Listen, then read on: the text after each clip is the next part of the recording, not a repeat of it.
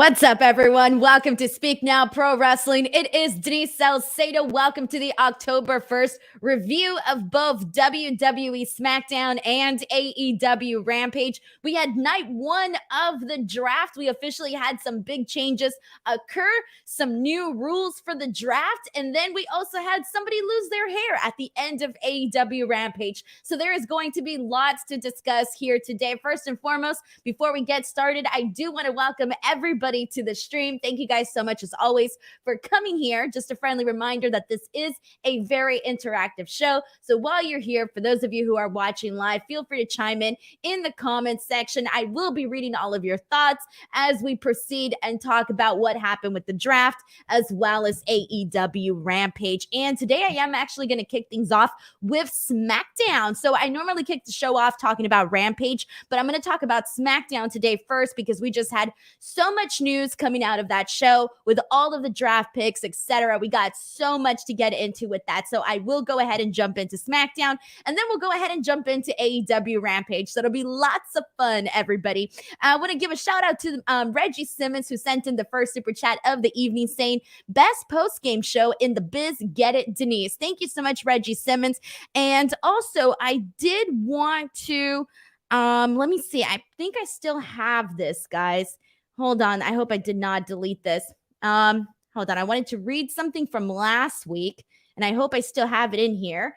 I do, actually. So last week, the show ended, and I forgot to read somebody's super chat. So I do want to give a shout out to Mr. EMJ. This was a super chat that they sent in on the Wednesday show that said, I said Cody could be the guy you could beat to get a title shot, but Miro could be that guy too. What do you think? Plus, happy 1-year anniversary. I did promise Mr. EMJ that I would read his super chat on today's show, because I accidentally didn't get to read it on the last show. So I just want to make sure I'm able to do that. So thank you so much to Mr. EMJ for last week's super chat. We also have another one today from Heidi Ho 77, who says, I watch wrestling on whiskey and LSD tonight.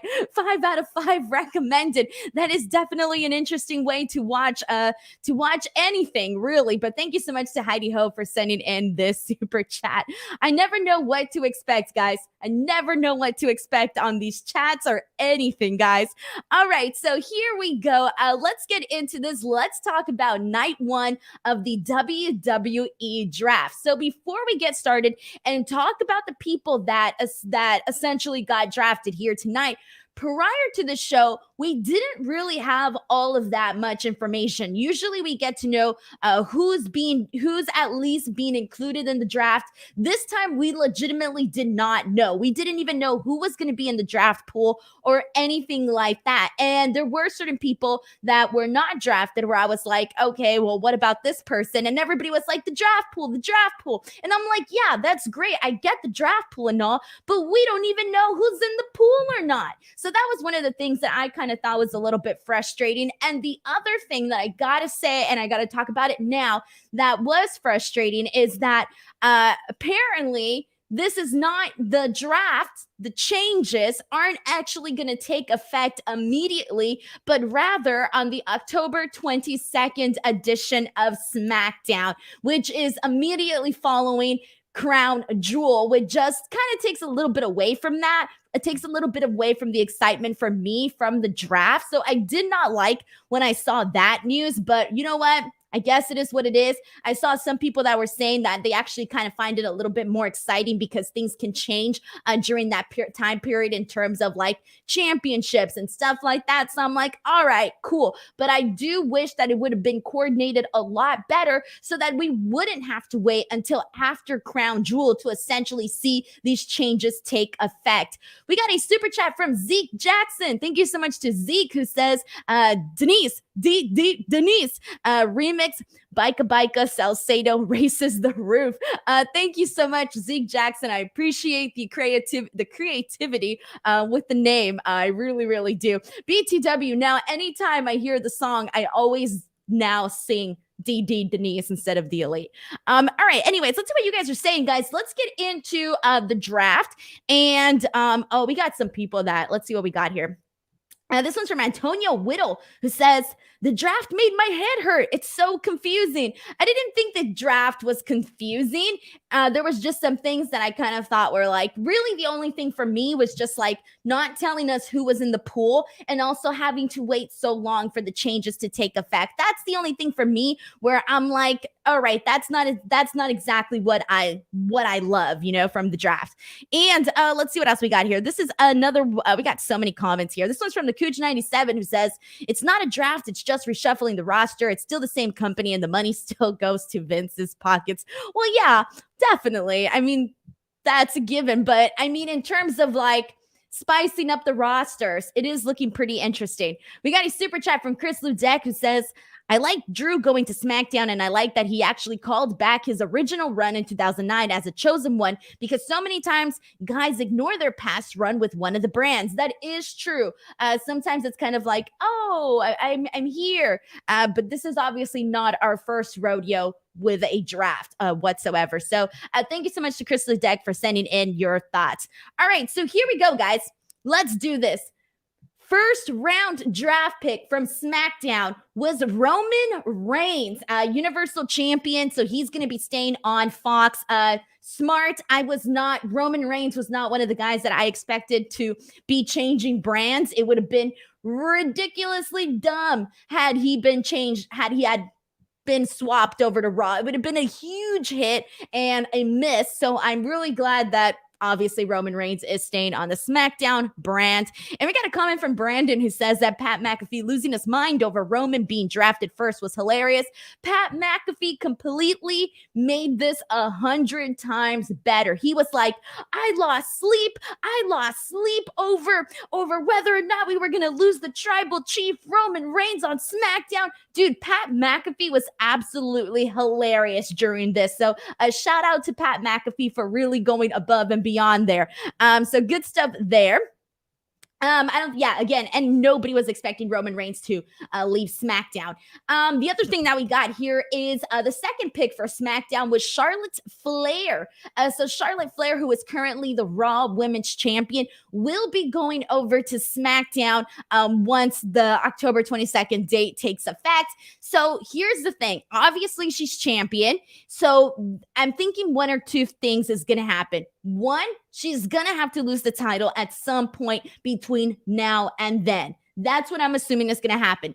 Two, the option that I hope that they don't do, but could possibly do, they did it with the tag team belts. If you guys remember, just swapping the belts. And I really, really hope they don't do it that way. I'd rather have Charlotte lose the belt than having them swap it. So we'll see what happens there. But that was pretty interesting to see Charlotte Flair get drafted over to SmackDown. I do think that having Charlotte Flair on SmackDown right now is definitely a good idea. Again, just to spice things up for the women's division. The thing is that both the Raw and SmackDown women's division needed spicing up. So it's like either way. But I do kind of like the idea of Charlotte going over to SmackDown. And let's see what you guys thought. Send in your thoughts as we go through this. How do you feel about Charlotte Flair going over to SmackDown? Feel free to let me know here. All right. And this is a comment from Lenny who says, the number one pick the last handful of years has basically been whoever the number one person in the company is. He writes, Seth, Becky, Roman. So that's not exactly a shock or a surprise. Yeah, it's not supposed to be. And it would have been terrible had, instead of Roman Reigns being drafted first, you had Happy Corbin and Madcap Moss being drafted first. That would probably be, that would not be all that great. All right, and let's see what else we got here. We're going to go ahead and move on because after this, we had the rest of the draft picks for SmackDown. Their number 3 draft pick for SmackDown was the New Day. So the New Day was drafted, and that is Kofi Kingston and Xavier Woods. So if you guys are putting the math together, that means that Big E has been once again separated from the New Day. So Big E and the New Day will once again no longer be together. A lot of people were very upset about that. Again, they got separated during the last draft, and now they're separated again. So I kind of felt bad about that because I don't think that it hurts to have them on the same roster because they can easily bring them together when they want to and then not have them together when they don't want to. But I'm starting to think that maybe they feel by having them on the same brand that they have to keep them together all the time, which they really don't. But it would be cool to kind of have them, to have Xavier Woods and Kofi Kingston behind Big E's back while he's out there. So, yeah, a lot of people essentially were not happy about this. All right, so there you go. The fourth draft pick for SmackDown, and this one was the most obvious one. This was the one that was like screaming and hollering, "I'm moving to SmackDown," and it was Drew McIntyre. This was the one that right off the bat, the second the draft was announced and we had our dates and all of that set, while watching Raw, it was very obvious that Drew McIntyre needed a serious move, a serious rebranding. A lot of what they were doing with Drew McIntyre after he won the title was just not working. So I do hope that him going over to SmackDown is definitely going to spice things up for him once again and kind of get him back up into that, kind of get him back up there and be one of the top guys. Like, he's always going to be a top guy because he's Drew McIntyre and he did accomplish so much as champion, but they did so much to take away from the likability of his character on Raw that they seriously need to kind of get him back up there once again on SmackDown. So I do think that Drew McIntyre is one of the best options in terms of switches from brand to brand. But we got a couple of super chats here too. This one is from Heidi Ho 77. Thank you so much to Heidi Ho, who says, "The only thing better than watching wrestling on LSD is watching Denise the Hammer Salcedo's review." Thank you so much for watching my review. I really appreciate it. Anytime you guys tune into my show, it's always a great time. We got another super chat from Sheldon Jackson, who says, "Reunited New Day just to split them up again? Question mark. Then why do New Day versus Hurt Business interaction this past Monday? Question mark. Just a waste of time to do that." Well, it seems to me like they also like hot-shotted that 6-man tag team match. I mean, who knows when this decision was made? I won't be surprised if this was just a very sporadic decision. Dude, there's a lot of questions right now. A lot of questions. I don't necessarily think that they should. I mean, we don't know where the Hurt Business is going to end up. Obviously, we still don't know where that's going. But for the New Day, it's kind of like, I just don't think that they wanted them on the same roster with Big E. That really, to me, just feels like that's why they got moved. Like, that's literally it. Also, though, I will say this. I was kind of getting a little bit like beat down with like the tag teams that they were having on SmackDown. It was this, I cannot, and I repeat, I cannot watch the Dirty Dogs versus the Mysterios over and over and over again. And then the Dirty Dogs versus the Street Profits over and over again. And then Chad Gable and Otis versus the Street Profits over and over again. It's like it was just too much of the same teams over and over and over again. So I am at least happy that we're finally breaking that up. All right, so thank you so much to Sheldon for sending in this comment here. And let's see what else we got here. This is a comment from Wonderstruck, who says that they did not like that everyone drafted to SmackDown happened to be on SmackDown for no reason and made it look so staged. Especially there were a couple where all of a sudden it was like, oh, they're backstage. I think they could have, I see, for me, I feel that they should add more. They should add more to like the draft. Like, it shouldn't just be like the reading of the names. To me, there should be more, first of all, more clear rules. But I also think there should be like more like creative segments, like amongst the talents, maybe some shots of the talents wondering like whether or not they're going to go somewhere. And I know we had that obviously with Roman and the Bloodline, but maybe some of the other talents as well. I think there should be a little bit more, just a little bit more creativity, more build to the draft, even more build. I would really appreciate that as well. I'm sure that I'm not coming up with more things, but I think that they really could spice up the draft in lots of ways. All right, and let's go through a couple more here as we go through the rest here. And this one is from Jose Yepes, who believes that the tag team division needs to be combined. Well, I mean, look, at the end of the day, the brand split, that's not going to be possible. What they should have done is obviously just had the one pair of tag team belts so that they can do what they're doing with the women, where they sort of fluctuate back and forth. It does add so much more to that. And then we got Wrestle Wars saying rematches on top of rematches forever and ever. We're going to get new rematches now, guys, from the old rematches. We got another super chat from Heidi Ho 77 who says, Denise, SRS blocked drunk me on Twitter. Will you please talk to him into giving me a second chance? I'm not responsible for that guy. Okay, so first of all, SRS is my friend. I can't control who he blocks and he doesn't block, but I can tell you that yeah, you're not the first person who's asked me to tell him to unblock somebody. But guys, I don't know who he blocks and doesn't block. But I'm sorry that you got blocked. I don't know what to tell you. I'm sorry. I'll yell at him on Monday. Yeah, let's do that. I'll yell on Monday. All right, and let's go through a couple more, guys. Let's get into. All right, so I've already announced for SmackDown: Roman Reigns, Charlotte Flair, New Day, Drew McIntyre. We got 4 more for SmackDown, and then we'll jump into Raw. The next one for SmackDown is. Oh, God. All right. Happy Corbin and Madcap Moss. And let me say that again. Madcap Moss. Like a madcap. And then his former last name from Riddick Moss to Madcap Moss. When Corbin said the name on the promo that they did, which was a horrible promo, probably the worst promo I've seen in a very, very long time, that I didn't even understand and wasn't even funny, and I didn't even know what happened or what was being said in that promo. When he said his name, I was like, what did he call him? I didn't even understand what he said. It wasn't until they actually showed me the name up on the screen when I saw it in writing where I was like, Madcap Moss? All right.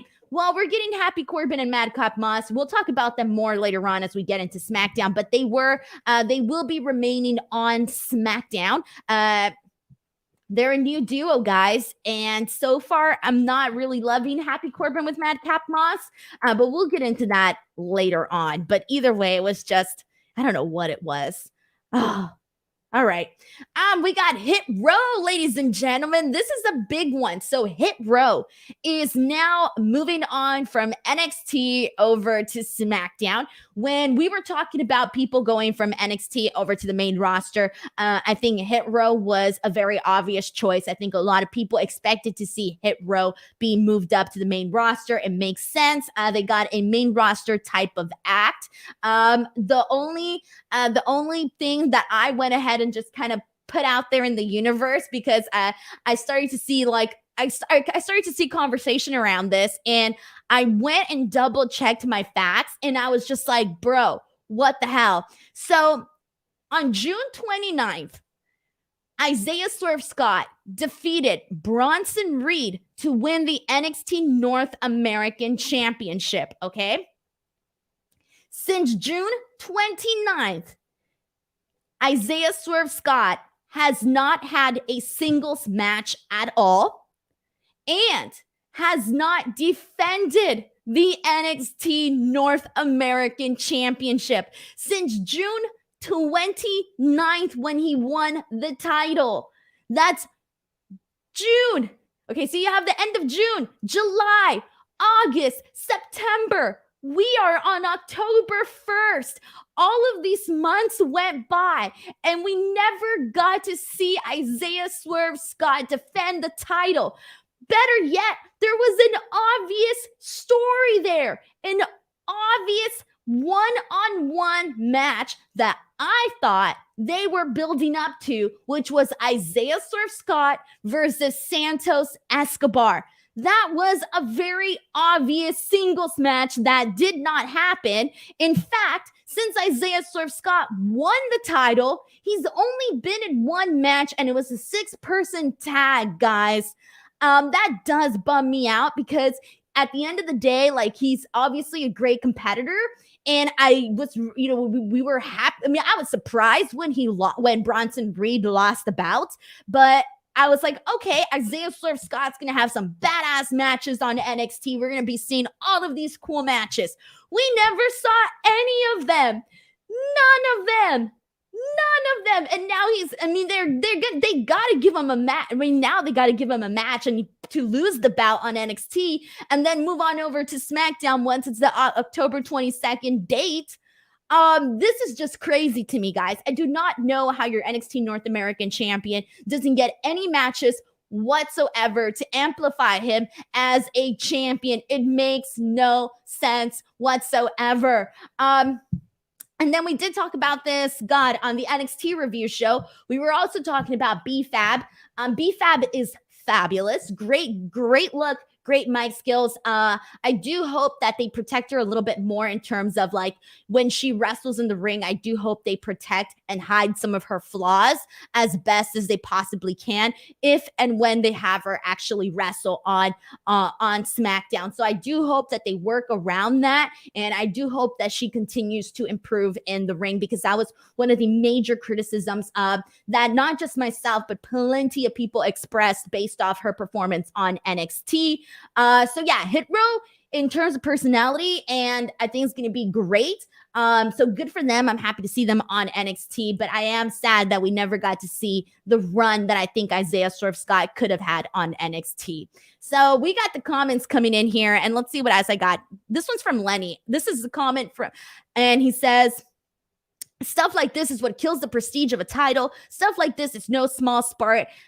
Stuff like this in no small part is why roughly 90% of the titles in the company are utterly meaningless. And yeah, I have to agree 1,000%. When you're not having your bout defended, and we're not talking like, it doesn't make sense to do that, okay? It does not make sense. Like, you got to defend, like, you got to have your champion defend the bout. And that's a bout that, for the most part, has a really nice prestige.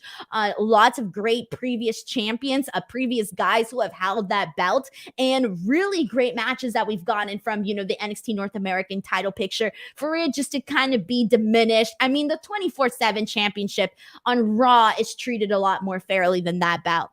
We got a comment from Kevin Ash is Cool, who says, how many weeks before Hit Row is broken up? Oh, that would be a bad idea. I hope none. It would be a bad idea. Drew Scott says, unfortunately for Hit Row, I don't see them being more than a comedy act on SmackDown. Yeah. I mean, I think they could definitely, I hope that they still continue to push Isaiah Swerve Scott. I don't even know if saying continue is the right word, because I was just saying that he hasn't had any singles matches. So I hope they restart.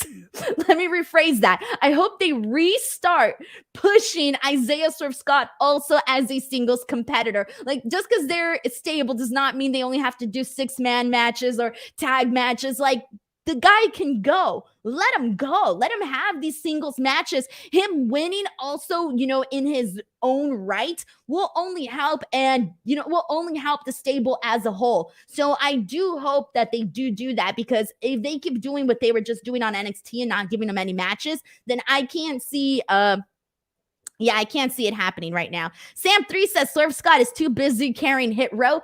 How? He needs to win matches. Come on. I mean, on the mic, they're great. That's fine. But you can talk and wrestle. All right. God. All right. Let's see what else we got here. I'm going to go through a couple more comments, and I think I got some of them. This one's from Mike in Brooklyn, who believes that Legado del Fantasma should go to Raw. I really hope that Legado del Fantasma does not get looked past on here. I have a feeling they might, guys. Here's the problem.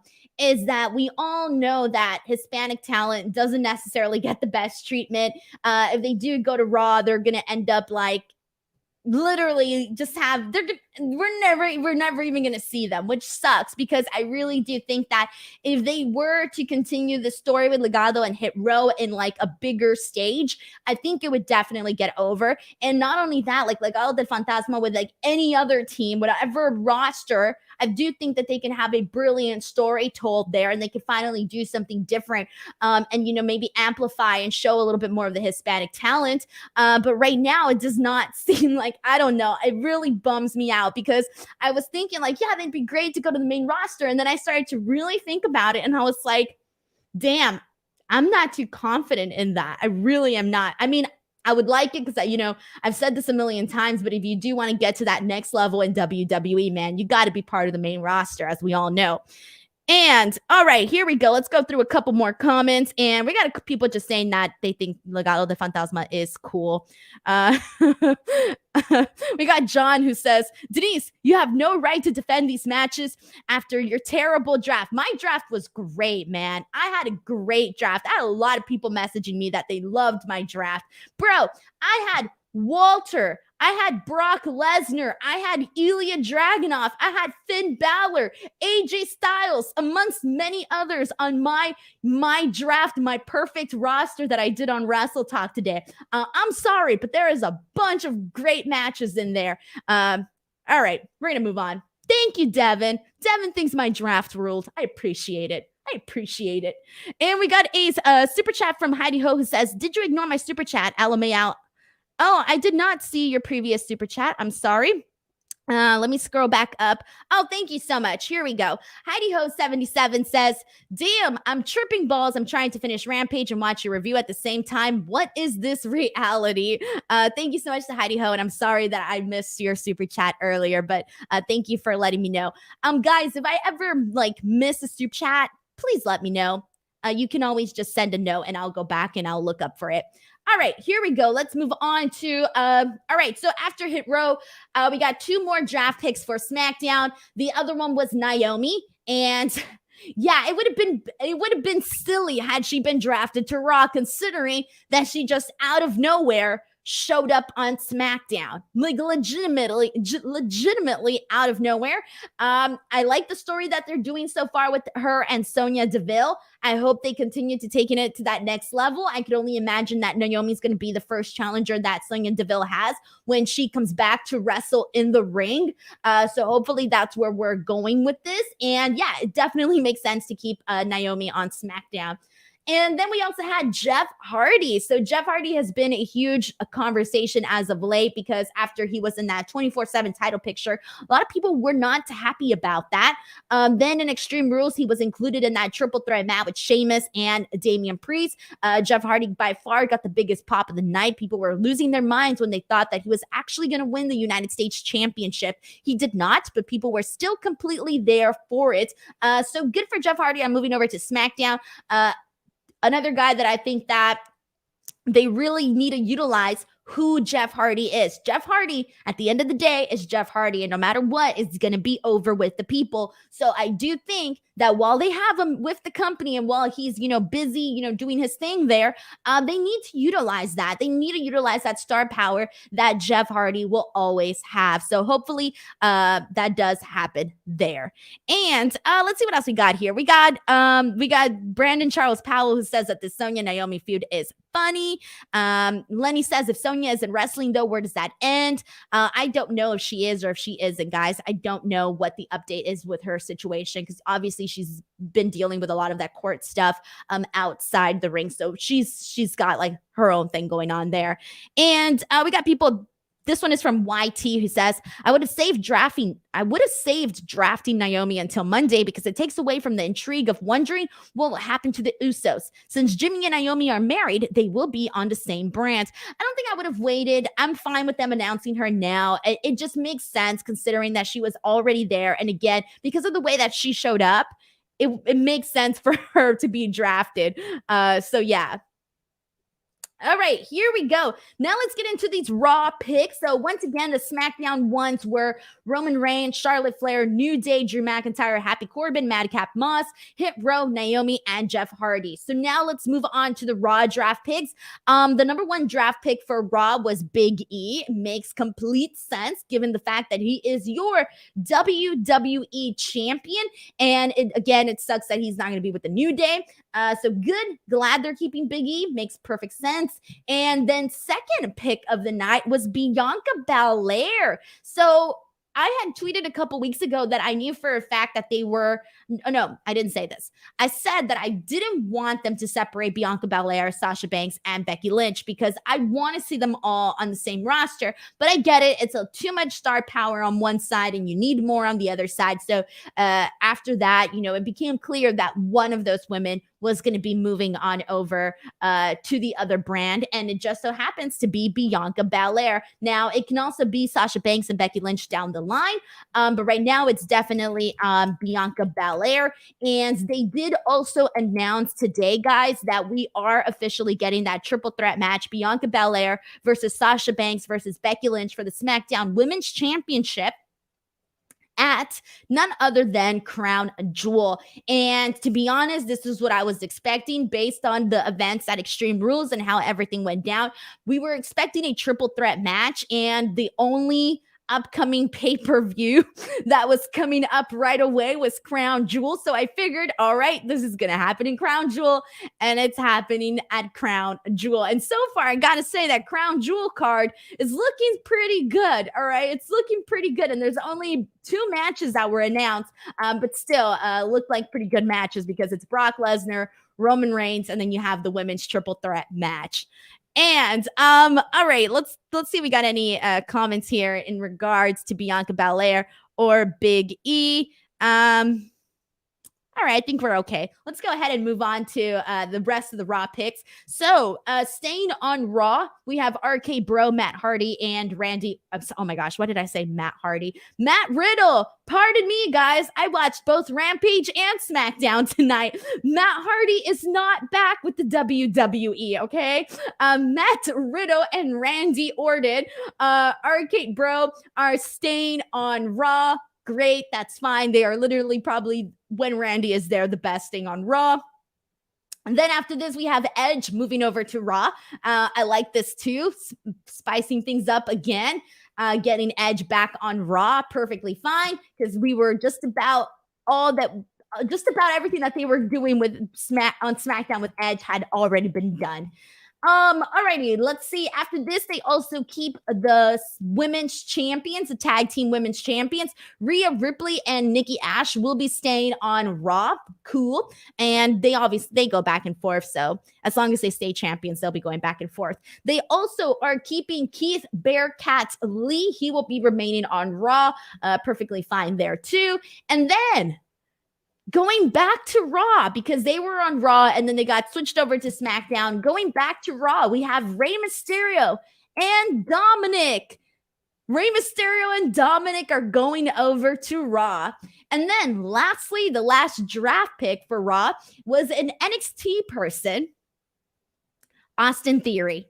Austin Theory is moving up from NXT over to Raw. So I am curious, how do you guys feel about Austin Theory being one of the names being moved up to the main roster?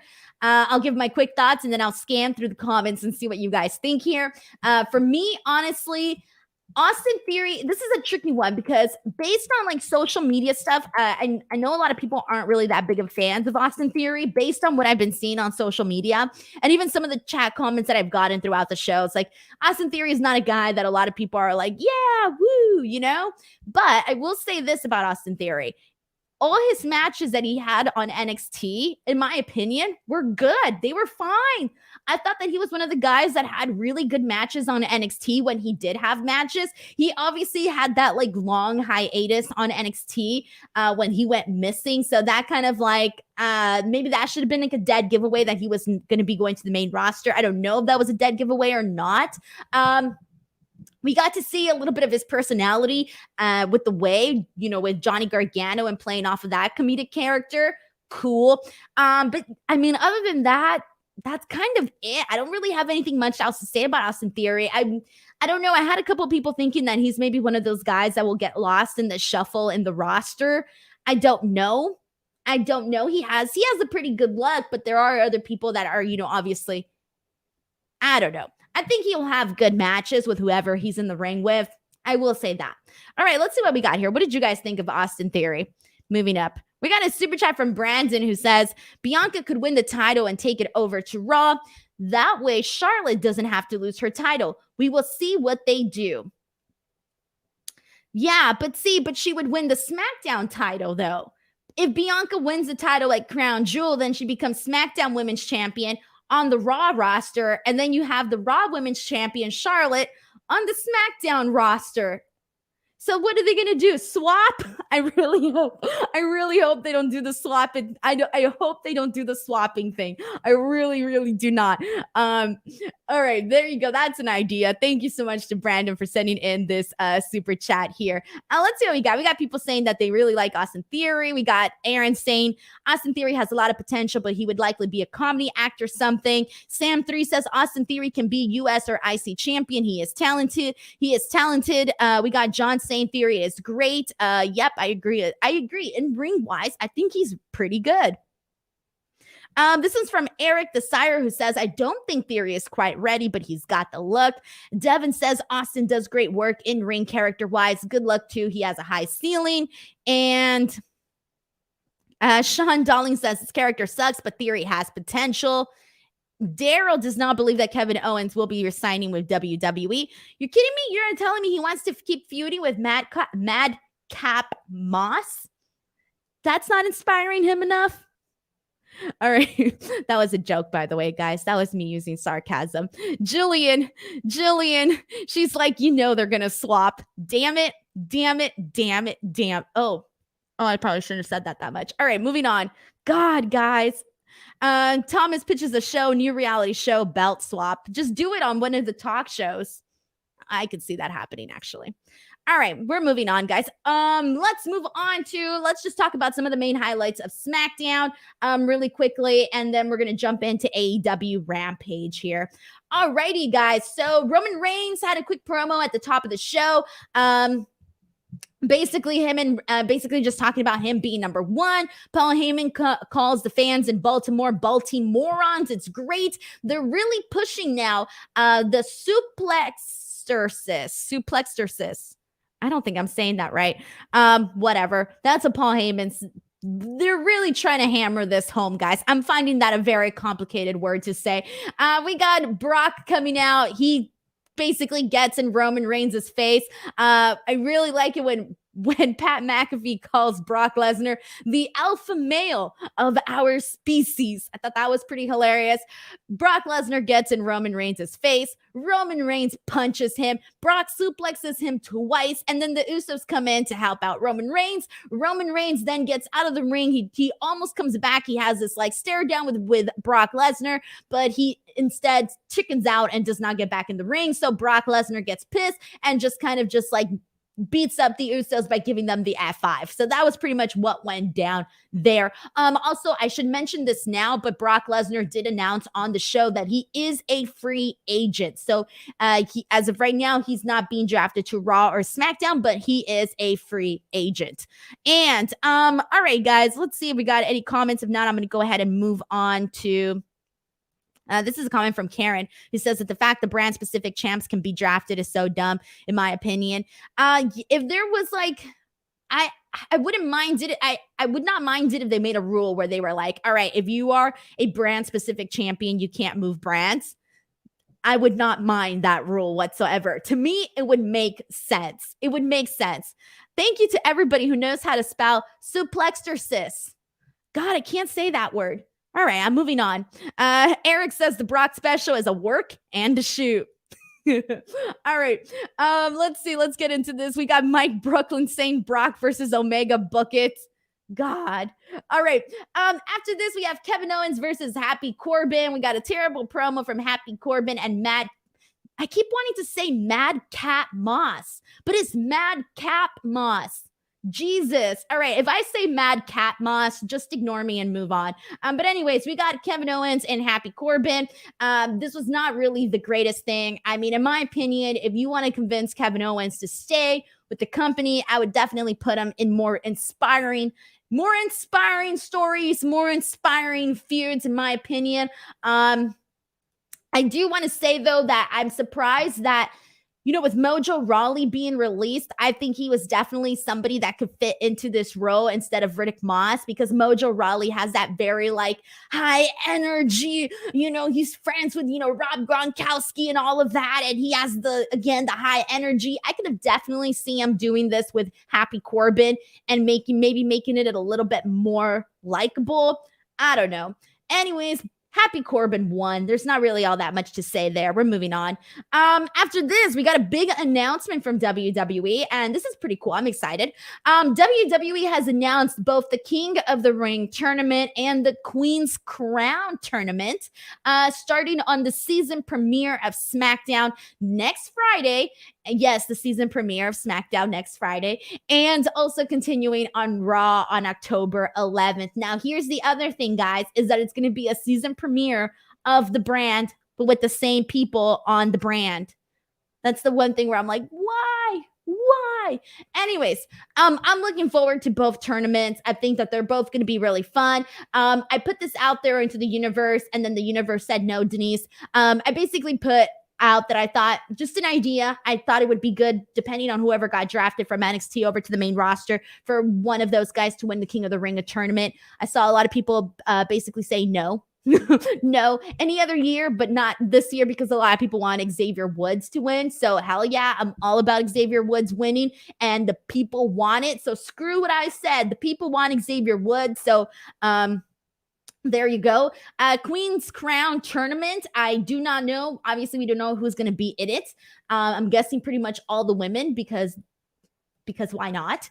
And I think, honestly, like, I know they haven't really named anybody right now, but I will just kind of throw a name out there that I think would be a cool person to win this tournament. And I'm going to go with Bianca Belair, only because, she lost the title. She kind of got, obviously now she's going over to a new roster, so she's still going to be part of that main title picture. But I think just to kind of like build her back up in being one of like the top women, I do think her winning the Queen's Crown tournament would probably be a good idea.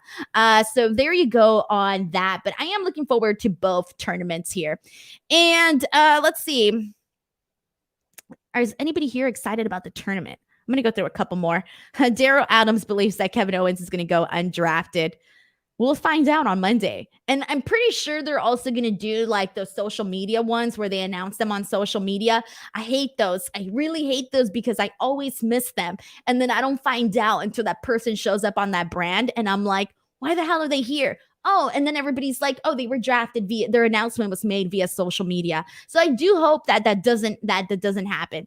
And we got here people pitching for Naomi to win the Queen's Crown tournament. Naomi now is somebody that would definitely benefit from winning this tournament. That's the thing. Like, I feel for me, these tournaments have to be about getting somebody up there, man.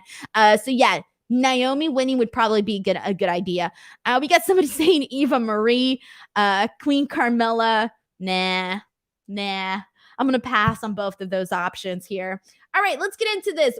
We got a really fun segment, which I really liked. This was the Edge and Seth Rollins segment on SmackDown tonight. This was fun. I liked this. So aside from the fact that there were some things that I was kind of like, this doesn't make sense, whatever, I didn't care. I really liked this segment. So essentially, Edge, okay, so if you guys remember last week, Seth Rollins basically told Edge, I want to see you here next week on SmackDown. I want you to tell people that I'm not Edge Light and da-da-da-da-da. Okay, fine. So Seth Rollins tells Edge, I demand you essentially to be here on SmackDown. So Edge shows up on SmackDown. But then Seth Rollins, being the heel that he is, he shows up on screen and then he says, so you said you were going to be here, but I did not believe you. And I'm like, what did I miss? When did Edge himself say he was going to be here? You demanded that he be here, and then the commentary team announced it. I mean, unless I missed, and maybe I'm wrong, but I do not recall Edge himself saying he was going to be there. I recall the message being relayed to us, the viewers. So unless I'm incredibly wrong here, I do not remember this. So I did think that was kind of like, all right, but he didn't say that. Anyways, whatever. So Seth is in Edge's house. And so he's there. He ends up going into their home because the door is not locked. Apparently, Canadians do not lock their doors. I learned that today on Twitter. As somebody who lives in Los Angeles, you definitely lock your doors. Lock your doors. As a matter of fact, lock your doors wherever you are in this world. I don't care where you live. Lock your doors, guys. You just never know anymore. It's 2021. There's creeps out there. lock your doors. If you're watching the stream, make sure your door is locked. All right.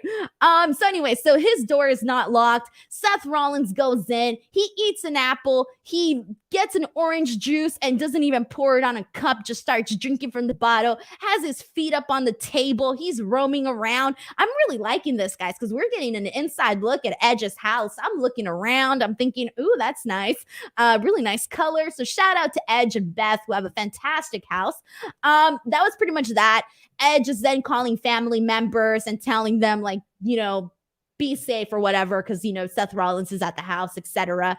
And, you know, Edge has daughters too. So Seth Rollins was being like a creep and like, you know, looking at their drawings, and then you see the backpacks there. And I'm like, oh no. All right. We got another super chat from Heidi Ho, who says, did you or Blamplay draft Rollins today? Who draft Rollins? Who drafts Seth? Was it me or Adam?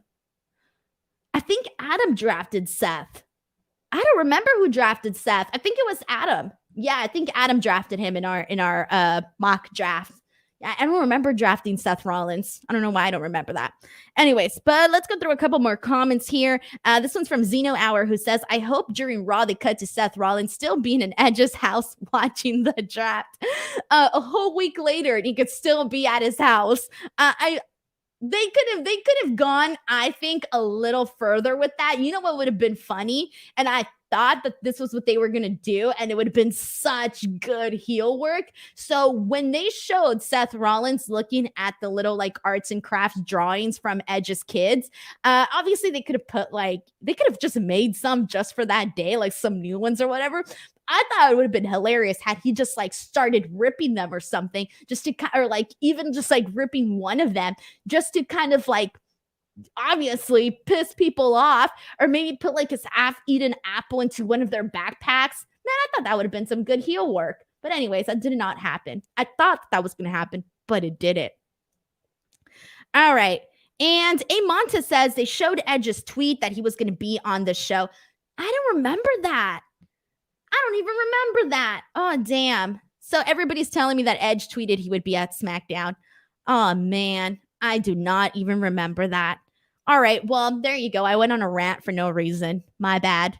My apologies. Moving on. Anyways, I like this entire segment. Now, this next segment was a little bit weird, but here we go. Liv Morgan versus Carmella. So I think we all knew we were definitely getting this rematch after Extreme Rules. Liv Morgan did get her win at Extreme Rules. She got this rematch today and she lost, which was expected. This was a little weird. I'll be honest with you guys. I did not love this. I didn't love this. This is a little weird for me.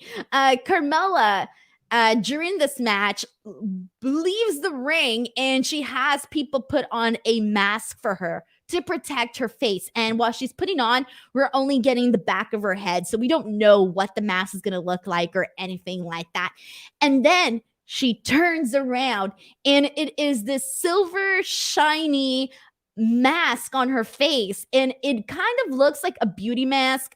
For those of you who put beauty mask on, you'll probably know what I'm talking about. You know, those cream ones, when they dry on, the ones that get dry, like you let them dry on your skin and then you have to like take them off with soap and water. That's exactly what this reminded me of.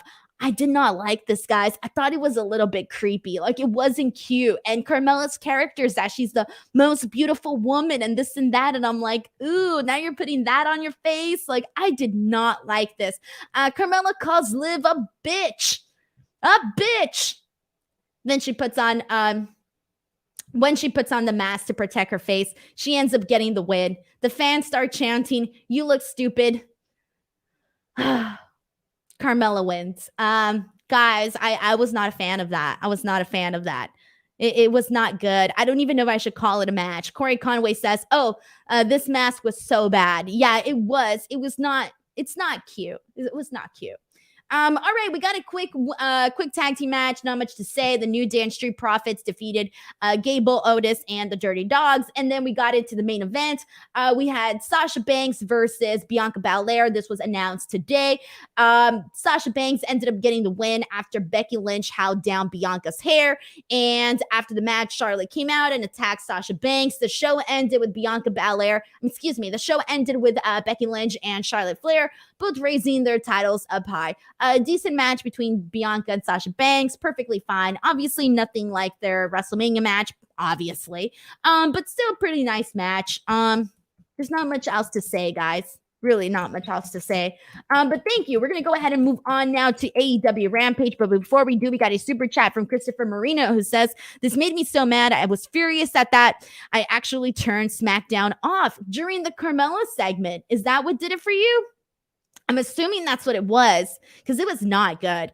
And someone says, poor Liv. Yeah, honestly, because she's just getting like just 50-50 booking all around, man. That's pretty much it. Her and Carmella. They could utilize Carmella a lot well too because Carmella has a really good personality. She does. She's got a very fun and likable personality when they let her like be funny. We got a super chat from Malcolm Mitchell who says Roman's plan, Usos corner. Roman's plan saying Usos corner Paul Heyman after they traded to Raw. He's saved by Brock and they reunite only for Heyman to betray him at Crown Jewel. I'm really actually looking forward to that match at Crown Jewel. I am. We got another super chat from Christopher Marino who says, I'm talking about the Liv match. Okay. Thank you for sending this in a super chat, BTW. It was not good, guys. Like there's some, and I feel like I've talked about this so many times, and Wrestle War brings this up here about, Liv would be a big star anywhere else. And that's the truth. Like, I feel like she's got a great look.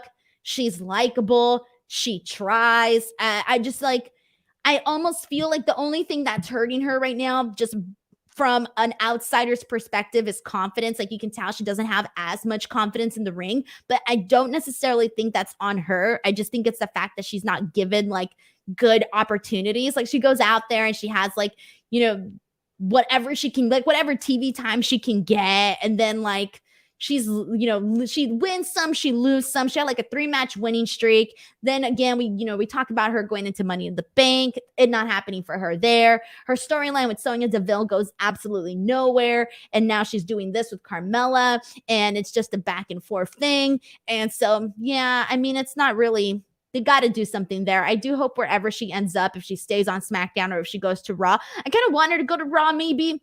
I mean, I don't know if it'll help. I hope it does. But I just hope that they start doing something with her.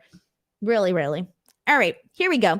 And this is a comment from Aaron who says, poor Liv, they need to capitalize on her and not take her off TV when she has momentum. She did have momentum, BTW, at Money in the Bank. She was out of all the women that were in that match. Who did people want to see win? Liv Morgan. She had momentum there. She had it, but they didn't, go with it. All right, so here we go, guys. Let's switch gears. We are going to move on over to AEW Rampage. So here we go. There's kind of what the heck is this? Oh, man. All right, sorry, guys. I had an error in my notes, and I was like, what the hell is happening? All right, anyways, AEW Rampage. We kicked off the night with, again, this was definitely match of the night here, guys. 100% match of the night. I'm looking through the rest of what the hell happened to my notes? Sorry, guys. I think I deleted half my notes from AEW Rampage. All right. Well, we'll just make do with what I've got. All right. So here we go. Bryan Danielson versus Nick Jackson. This was a pretty solid match, right off the bat. You see Tope Suicida from Bryan Danielson literally getting the match started. We see the fans chant, you're gonna get your effing head kicked in at Nick Jackson. And the commentary put this over because this was probably like the longest sentence of a chant that the crowd has chanted. butterfly suplex. Then we see Danielson work over Jackson's arm, and then we see him we see him tie him up in the ropes and he lays a bunch of forearms on him. We see Daniel Bryan taking him down to the mat. After the commercial, we see tons more kicks from Nick Jackson to Daniel Bryan. Then we see Daniel Bryan spit in his face, corners him, and then chops and kicks the hell out of him in the corner. He hits him with a clothesline, and then again with several yes kicks. Then Nick Jackson taps out, and then we see, sorry guys, my notes are really messed up here. My apologies, everybody. Post-match, we see the Elite and Jurassic Express and Christian Cage come out. They all end up going at it. We do see Jungle Boy and Bryan Danielson submit Kenny Omega and Adam Cole. So we got that continuing on. Perfectly fine match, guys. Bryan Danielson has been killing it with all of his matches that he's had so far on AEW, which of course hasn't been many since he just got started. But either way, man, he's definitely building a nice little repertoire there on AEW. So guys, send in your comments. What did you think of this match? Again, this was definitely the best match of the night. And you kind of already knew that going into this. This one's from Carney Business, who says, yeah, it was a great opener. Loving Danielson's new opening match gimmick. And I've been saying this for a while, man, but there have been so many times where I feel that the opening matches to AEW have been a lot better than the main events, which is, I don't know. I mean, I think it's a good thing. For me, I at least have just been really liking the matches that they've been opening up their shows with. And let's see what else we got here. This one is from Gary Brar, who says, Nick Jackson getting revenge for that PWG match. Love me some long-term storytelling. That's some really long-term storytelling. Some really good stuff. And we got Christopher basically saying it was a good match. We have Eric saying that's old school. That's the old school ROH chant. We have the Cooge 97 saying when Danielson came out, you could still see the bruised remnants on his left eye and chest from the damage that Kenny put on them in their match last week. But wow, what a great match between Bryan and Nick Jackson. And we got pretty much everybody putting over this match. This one's from Cairo669, who says, I love the stiffness of the match. Excellent. Yeah, and I also do like that commentary really made a note to kind of put over the fact that, you know, these are two guys that wrestle different styles. Obviously, we know that Bryan Danielson could work with anybody of any style. We already know that. But I did like that they brought that up because that also sort of, you know, played into the story a little bit there too. And this one is from Andrew Cook, who says, great match. Bryan really showed his aggression here. Pomi Wrestling says, great match as expected. The cattle mutilation was trending for a bit, not surprising whatsoever. Lenny Banner says, the opener was outstanding. I was pleasantly surprised by what Nick put out there. Not used to him on his own, and I loved how Bryan's teammates for Wednesday came out to have his back. Let's go through. Question the Mark says, the American Dragon is a lot better wrestler than that Daniel Bryan kid. Poor Daniel Bryan. All right. And yeah, pretty much everybody here likes everything. I like this, guys. Gerardo Alvarez says, it's really interesting seeing Danielson having a different style than in WWE. God, guys. All right. And let's go through the rest of the show tonight, guys. Man, my notes are crap today. I don't know what happened. All right, guys. If I'm a little bit rusty for this, ignore me. Or don't ignore me. That's not a good thing to say. This is my show, dang it. All right, here we go. This was another thing that I really liked on today's show, which was Ricky Stark's vignette, basically addressing Brian Cage, because they've been doing this story for quite a while now. But I gotta say, I love this. So Ricky Starks, in my opinion, is one of the guys that I do think has been underutilized on AEW. And I get it. People are like, what do you mean underutilized? This and that. I think he's one of those guys that we should be consistently seeing on Dynamite every week. And I know that's a bold thing to say because there is a lot of guys who should be seen on Dynamite every week. Cool. But I just want to stress this a little bit more for Ricky Starks because Ricky Starks has a great personality, lots of charisma. The guy, anytime he takes the mic, man, he's got it, guys. There's not a lot of people that just naturally have that type of charisma, and Ricky Starks definitely does have it. So we got this vignette, and I gotta say, I was a big fan of it. And the reason why I was a big fan of it was because it felt very different. It kind of felt like a movie, sort of say. And And that's not to say that none of their other vignettes have been good, but this one just kind of felt differently. It almost first kind of felt like some people were saying they thought it was a commercial. There were some people saying that, it kind of had like music video type of vibes. But anyways, so we have this here. Ricky Starks is showing off his big fancy house, his big fancy car, his fancy clothes, his fancy shoes. He's pretty much Andrew Zarian. So we see that. He then gets in, his car and he's driving, and he's basically throughout this, he's addressing Brian Cage. This was really good. Like, I was a big fan of this, and I would like to see more. If they did like a bunch of these, or like some sporadic ones for Ricky Starks, I think it could really add so much more to him on top of what he already brings to the mic. So honestly, good stuff there, man.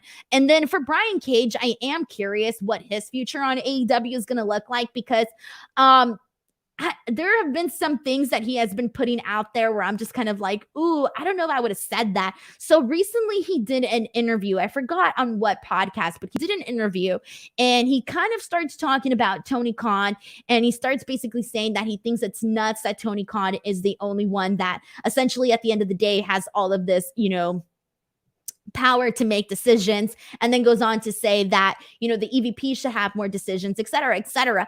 And while he may have a lot of pros to that, I do think it's interesting to say something like that when you're still working for the company.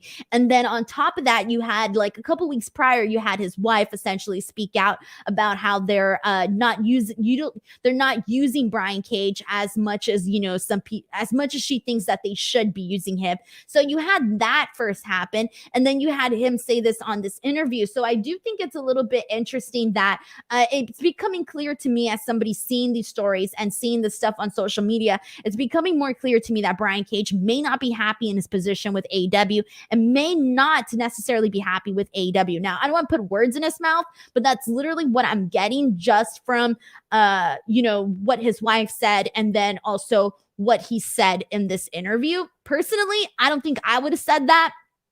I mean, he could be like legit. He could, like, a lot of people are going to agree with what he says, but I wouldn't probably say that about my boss while I'm still working with the company, So that is pretty interesting. So I'm wondering if they're going to listen and maybe do something more with Brian Cage, or if he's kind of just like, going to keep doing what he's doing right now, because they've been telling the story with Ricky Starks and Brian Cage for quite a good amount of time now. So let's see what else we got here. This is another comment. Yes, this is true. This one's from Kareem, who says that that the stem cell treatment went wrong with his biceps. Yeah, I did hear of that as well. I did hear of that. And let's see what else we got here. This one's from Nolan J, who says, I thought Cage was injured. They cut a match. They cut a match from a show with him because of injury, right? I don't know about that exactly, but I do know that he had issues with the stem cell treatment. I do know about that, yes. And let's see what else we got here. This one is from Dom G, who says they have had to take it easy with Ricky and Cage, especially with Ricky being hurt so recently. But here's the thing, though, is that, like, you can also, utilize them in different ways. So yeah, they could have done that too. And even before he was injured, I still think we only saw him like roughly all that much. But then again, that's the problem. I don't know if it's a problem, but you do have a lot of talent on that roster, and a lot of talent that you can argue for a lot of people that you could be like, I want to see more of this person on Dynamite. You can definitely argue that for several people. Andrew Cook says they have waited too long to finish this angle. Ricky Starks has so much more to offer when they let him move on from Brian Cage. Was hoping he would face CM Punk next. Given the fact that CM Punk was doing stuff with Team Taz, I do think that would be pretty cool. But then again, we don't know what's going on with Ricky in terms of, like, Corey Conway also brings this up with Ricky fracturing his neck and needed 3 months off in a match. Yeah, exactly. So there's also the neck fracture thing. But let's move on. Let's see I'm going to make sure I got everything. And all right, let's go ahead and move on here. This one's from Scoucher Boy, who says they took the Brian Cage quote out of context. He was saying that Tony Khan was doing too much, and he was worried he would burn himself out. That's the thing too, guys. There's always things that are taken out of context. And I didn't even read that part. And I read the entire quote. All right. I think I got everybody here. Did I get everybody? This one's from Drew Scott, who says, AEW can't make everybody happy. It happens. I mean, you only got so much TV time in a full roster. They will eventually have to trim the roster down a bit. Yeah, and that's the thing, too. And I forgot who said this. This may have even been Tony Khan. No, not Tony Khan. But at the same time, like, okay, so you can't have an entire roster full of stars. And that was one of the things that I personally asked Tony Khan about this when we did the AEW All Out Media Scrub. I basically asked him, like, how do you decide, who you hire and what positions you put them in? And he basically just talked about how, he really looks at, what they can actually bring to the roster and bringing different types of people that could fill in these different types of spots on the roster. So that is something that he talked about during that scrum that kind of really stuck with me, honestly, because it is interesting when you have this opportunity to basically give just about anybody that you want a platform, and when you have the money and, there's people on social media basically telling Tony Khan every day, hire this person. How do you tune all of that out and go with what you really feel is best for your company and for your promotion? So I did think that was pretty interesting there. All right, guys, and let's go ahead and move on. And before I do move on, I do want to remind you guys all that I am going to be back here on Tuesday. I'm going to be back here on Tuesday for NXT coverage. And then after that, I will be back for Dynamite. They're having their anniversary show. My Wednesday night Dynamite show is my most popular show of the week. So make sure you guys tune in for that one. And then Fridays, we have SmackDown and Rampage coverage. So there's going to be lots to talk about there. They're doing a lot of cool stuff right now. We're going to have, obviously, I mentioned the tournaments for SmackDown. So we'll be able to talk about that next week and a lot more. So let's go ahead and get into this match. The women's match, we had Jade Cargill, Thunder Rosa, and Nyla Rose in a triple threat match. This one was interesting, guys, because we had a nice match between these three girls. We got some really great spots in here. They gave Jade Cargill a lot during this match. We see Thunder Rosa powerbomb Nyla. We see Jade Cargill get her with tons of chair shots. There was a couple more stuff that I just did not. Where did I have this? Sorry, guys. Let me pull this up 1 second. All right. Ignore that. I deleted. Oh, here we go. All right. I couldn't find my notes for this. All right. So we see Nyla Rose power slam Thunder Rosa, essentially taking her out of the match at the top of this. We see Jade Cargill and Nyla Rose exchange forearms in the ring. We then see Jade Cargill hit Nyla Rose with a pump kick and then clotheslined her to the floor. We see Cargill get a shotgun drop kick from Thunder Rosa. And then in the end, we do see Jade Cargill essentially pinning Thunder Rosa. And this was unexpected to me, honestly. They've been building Jade Cargill up, and that's been very obvious, but it was very shocking to me to see her pinning Thunder Rosa. Thunder Rosa seems to me like she's the biggest option in terms of they still have that. They can still do Thunder Rosa and Britt Baker on a big stage, on a bigger show. So it is a little bit surprising to me that they had her pin when they still have that match coming up. I thought that would have made for more sense to have Jade Cargill pin Nyla Rose. And also, here's the thing: when you have Jade Cargill, and here's the thing, we know Jade Cargill's not necessarily ready to, face Britt Baker yet. But here's the thing, though: when you have Jade Cargill pin somebody like Thunder Rosa, she eventually needs to go for that title. She's going to eventually have to go for it. So the question is now, when are you going to have Jade Cargill finally challenge for the title? It feels to me like they have to do that, especially after her pinning Thunder Rosa.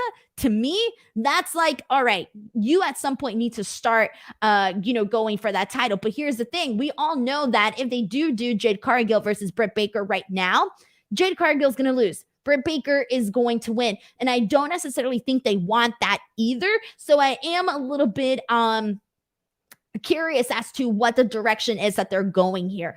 So guys, send in your thoughts. Were you as surprised as I was when Jade Cargill beats Thunder Rosa in this match? Also, I do want to say this. We need to see more Thunder Rosa on Dynamite as well. I do not understand why we're not seeing more Thunder Rosa on Dynamite. I'm just going to complain today. I want to see this person there. I want to see that person there. Sue me. There's a lot of people I want to see. All right, here we go. We got Jose Yepes in regards to Jade Cargill saying she's still very green. Yeah, she is. And that's what I'm saying. That's why I thought it was kind of surprising that they had her beat Thunder Rosa. Honestly, Lenny Banner says if you're not doing Rosa versus Baker at Full Gear, it honestly makes sense to not have her win last night. I do think Jade will be next in line, probably at Full Gear or possibly later this month. I don't know. I just don't think she's necessarily, I don't think she's ready yet, but we'll see. And we got a lot of people saying that it should be Rosa. I think people here, like, we know that there's potential with Jade Cargill. It's just that we're making our way there, guys. We're making a way there. And let's see. We got Thomas saying that this should have been the main event. We'll talk about the main event in a second, actually. But I want to go through a couple more comments in regards to the women's match.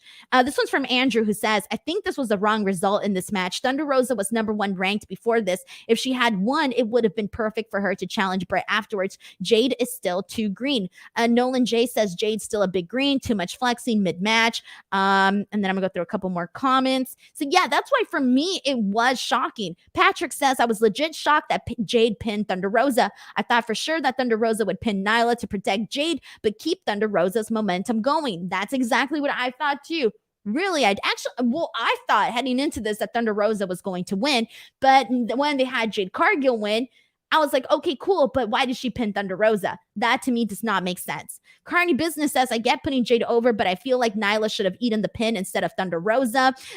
Zeno Hour says, big win for Jade. R. Riggs says, I expected Jade to win, but that power bomb though. Kareem Hassan says, I'm happy for, this is about Cage. Let me go through a couple more. I want to go through a couple more comments about the women and see what else we got. Thomas Carrera also says that this match should have been in the main event. So a lot of people definitely wanted this to be the main event here. All right, cool, guys. I agree. All right, let's get into this, guys. We got the main event, and this one is this was a hair versus hair match, Jack Evans versus Orange Cassidy, and this was an okay match, guys. I didn't think it was great or anything by any means. I think that we've seen both of these guys in better matches. We just saw like a bunch of high spots from Jack Evans in this match, which I appreciated because I'm always a fan of that. We see a Jack Evans hit a 450 splash off the apron. After the commercial break, we see a dive from Orange Cassidy onto Matt Hardy, takes him out, and then another one to Jack Evans, takes him out. For the finish, we see Jack Evans essentially kind of get distracted by the HFO and Chuck Taylor and everyone that ended up coming out during this match. And that is essentially how he loses this match.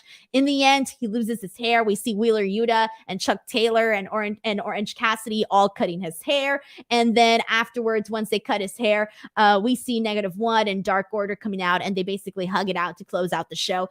To be honest, I kind of feel like I just didn't care when Jack Evans lost his hair. It wasn't one of those things where it's like, oh, he lost his hair, I'm gonna laugh I'm gonna laugh so hard at this, or ha ha ha.